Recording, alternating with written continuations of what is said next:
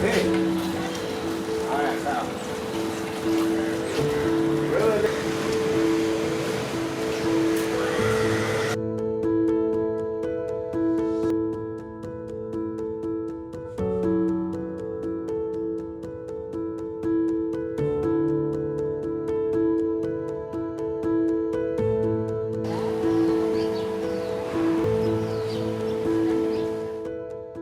have never been able to tell them how do they resist extremism. How are they able to tell their stories without being stigmatized, you see?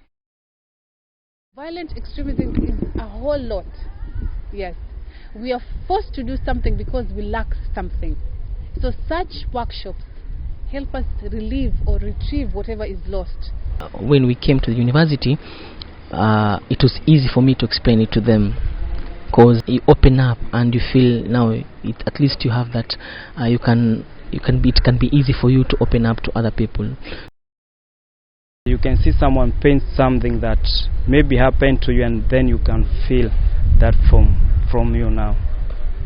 Once you draw, it doesn't portray that you're coming from such and such a community or such and such. No, it's a very, very powerful tool for integration purpose within our communities. People are coming from different cultures and traditions. It has given me more than 1,000 lessons, or rather 1,000 words to explain to violent extremism, because at first I never knew what it was.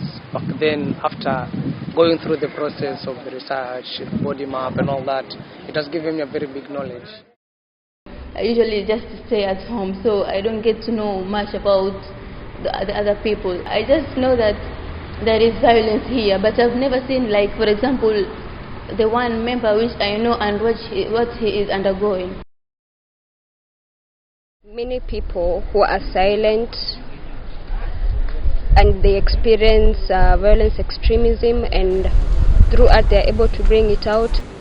And you as a public, when you get to see that, you get to go back inside and try to figure out what message she's trying to send to the public. Some of them associate violence extremism with the law enforcers, some of them with the gang groups, some of them they believe that only violence extremism are those people who are more into affected ideally by the religion. Others sees it as a form of gang groups around the community. So people see violence extremism in different ways.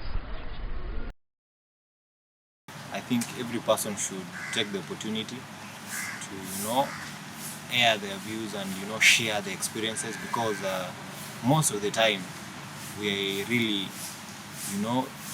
press down, or, we hold down the things that really affect us. I used it actually with a few friends of mine. I showed them the work of art, and I challenged them to do the same. Probably they would understand themselves better.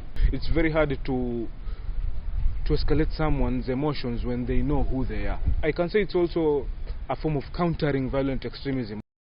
It is also a healing process whereby you pour out to those paintings. The participant can feel safe when expressing themselves, when trying to share their deepest secrets. I got a lesson from it.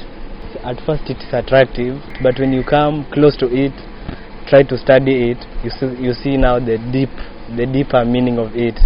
And like for me, it has really touched me.